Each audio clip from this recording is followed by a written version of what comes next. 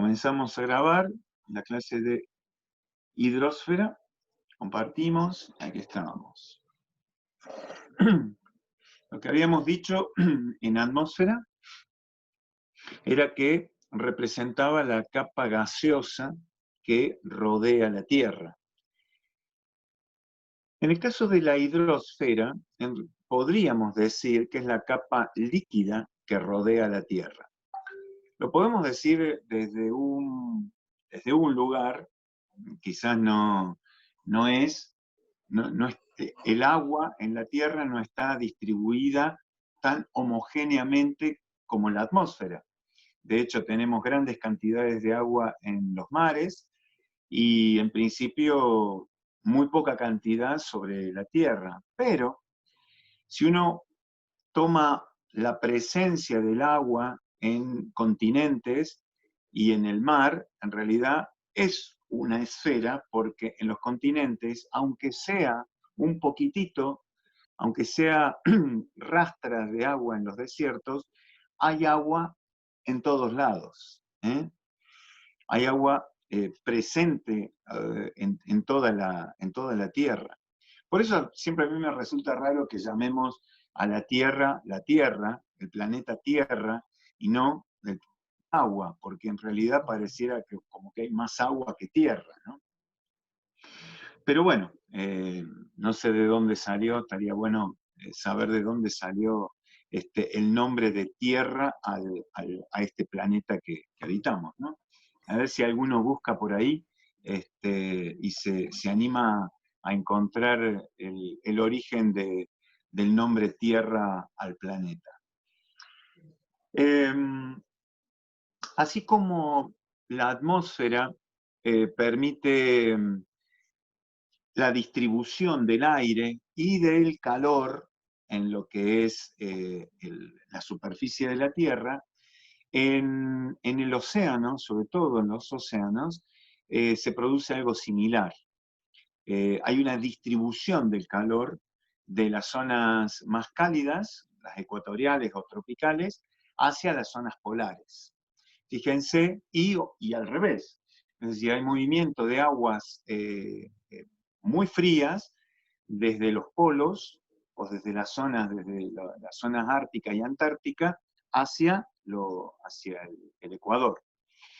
Esto hace particularmente interesante porque, por ejemplo, todo lo que es Europa, sobre todo Europa, más en la Europa, España, Inglaterra, inclusive los países nórdicos, como Noruega, Suecia, eh, tienen una temperatura media, el clima de estos países es un clima, si bien es un clima templado frío, pero sería casi ártico en el caso de la zona norte, si no fuera por la corriente del Golfo. La corriente del Golfo es una corriente que, bueno, creo que se genera en el Atlántico Sur, toma dirección desde el África hacia América, se mete en el Golfo de México, ahí se calienta y toma rumbo norte, cruzando nuevamente el Atlántico hacia Europa. Entonces ustedes con esto ya pueden darse una idea de la importancia que tiene digamos, el transporte del agua en los climas del mundo, ¿no? De hecho, la corriente antártica enfría, por así decirlo, buena parte de la Patagonia. Y la corriente del Ártico, que viene desde la península del Labrador, bueno, hundió al Titanic, por así decirlo, porque esa corriente es una corriente muy fría que arrastra cantidades de iceberg y que los llevan hasta la ruta, justamente, hacia el Titanic desde Norteamérica a Europa. Entonces, estos movimientos son muy, muy interesantes de observar y como de palpitarlos un poco, ¿no? De entender que justamente la hidrosfera no es algo, bueno, es la masa de agua que rodea la Tierra, ¿no? Es una masa en constante movimiento. El cambio de temperatura, otro tema que podríamos también plantear.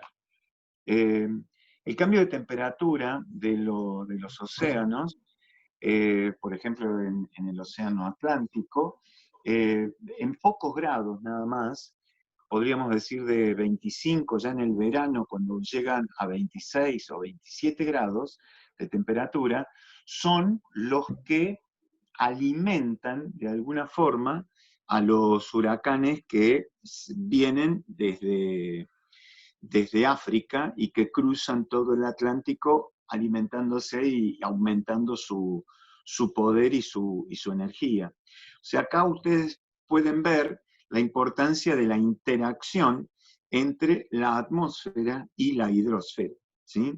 Es decir, 1 grado de temperatura que cambie el océano Atlántico, esos veranos un poco más cálidos, y se van a generar multitud de huracanes, como, a ver, ¿cuándo fue ese gigantesco que hizo estragos en las islas? ¿Hace 2 años puede ser? Que hubo 4 huracanes en un solo año, ¿no? Bueno, esto se debió sencillamente a que el, este, la temperatura del océano Atlántico había subido 1 grado más de lo habitual, cosa que tampoco es extraña, digamos, ocurre, pero bueno, 1 grado de diferencia y se armó la trifulca de huracanes, ¿no?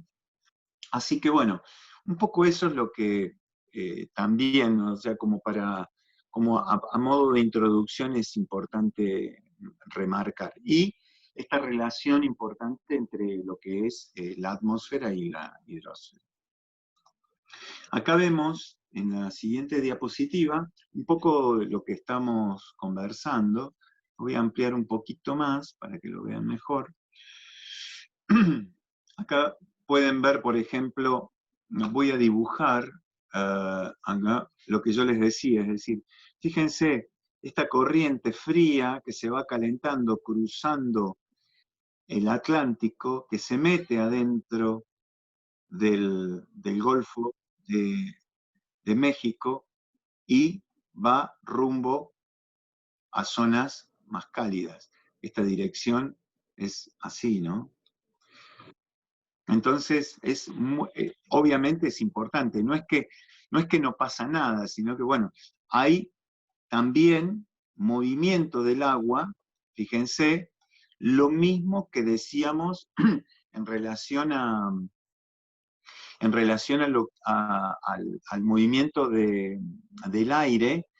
Estos movimientos antihorarios en el caso del Atlántico Sur y horario en el caso del Atlántico Norte, responden simplemente a la rotación de la Tierra.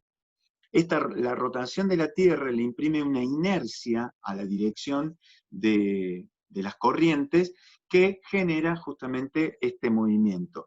Esto se llama Coriolis, es la fuerza de Coriolis, simplemente porque, bueno, fue Mr. Coriolis, que creo que era geógrafo Coriolis, no me acuerdo, un físico tal vez, que descubrió esta situación o esta particularidad de las corrientes y las pudo explicar a través de una serie de fórmulas, etcétera, etcétera, ¿no? La explicación es bastante compleja, pero a nosotros nos sirve saber justamente que tiene es el mismo origen que los movimientos horarios y antihorarios de los vientos en la atmósfera. Esto también es interesante, esto voy a hacer un paréntesis acá, un segundito.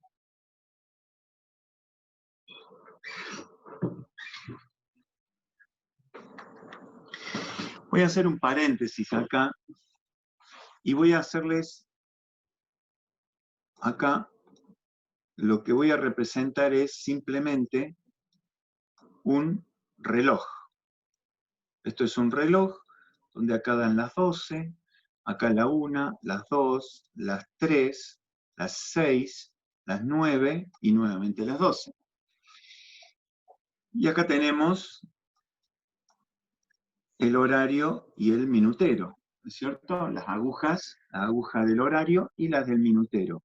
¿Para dónde corren las agujas? Si ustedes ven un reloj y se miran, si alguno tiene un reloj de manecillas, va a ver que justamente el movimiento del reloj es hacia la derecha, tal como se mueven las corrientes en el norte, en el hemisferio norte.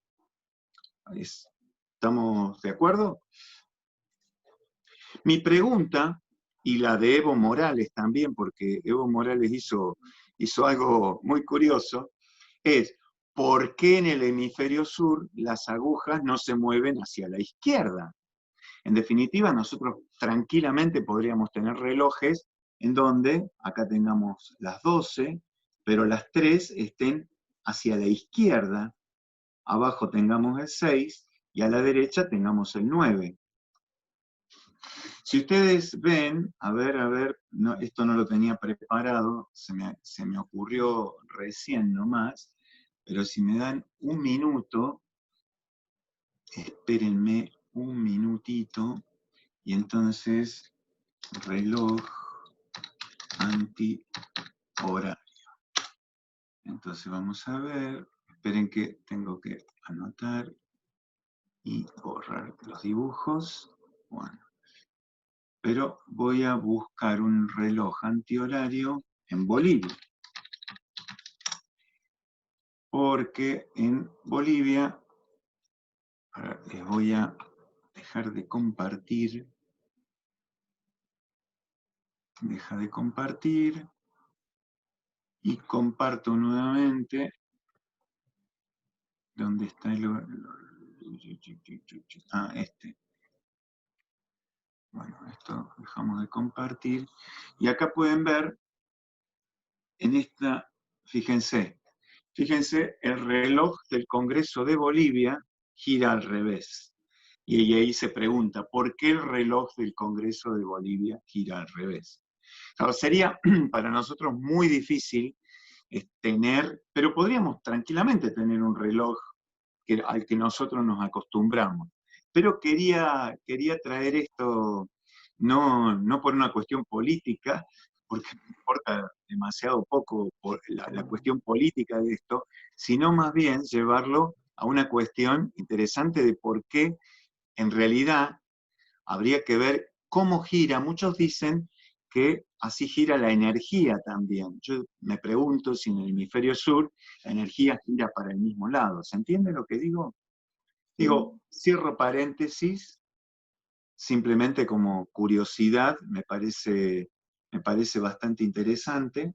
Así que ahora vamos a continuar con... ¿Quieren hacer algún comentario con respecto a esto? ¿Alguien quiere aportar alguna idea o alguna cuestión? Pregunto de otra forma. ¿Alguno había escuchado, había tenido en cuenta esta situación o es la primera vez que la escuchan? ¿O quién lo había visto? Tengo que buscar los chats porque no sé si... La primera vez, profe. Primera vez que escucho el reloj de Bolivia. Yo también. Sí, en mi caso también, la primera vez. No me sorprende. ¿No te... ¿Cómo? No me No te- sorprende. No, está bien. Bueno, Claro pero que lo no. del inodoro que dice el compañero es por un tema, no de ideas. Del Ajá. agua del inodoro en Ecuador, que va para el otro lado. Sí, estoy tratando de ver los chats porque no los puedo, no sé por qué no los puedo ver acá en la computadora grande. Y, esperen, ahí el chat, Sí, el agua del inodoro. Bueno, sí. claro, esa es una cosa, esa es una cuestión que Sí, siempre se dice, pero en mi inodoro gira horario, entonces está como raro la cosa, ¿sí? Pero bueno, eso ya es una cuestión de cada inodoro será, ¿no? Yo creo que habría que ver, quizás no tanto en el inodoro, porque el inodoro tiene cierta forma cuadrada o puede tener la salida del agua con una cierta inclinación, lo cual ya predispone la dirección del agua. Pero es mucho más interesante que para hacer la prueba, si ustedes llenan una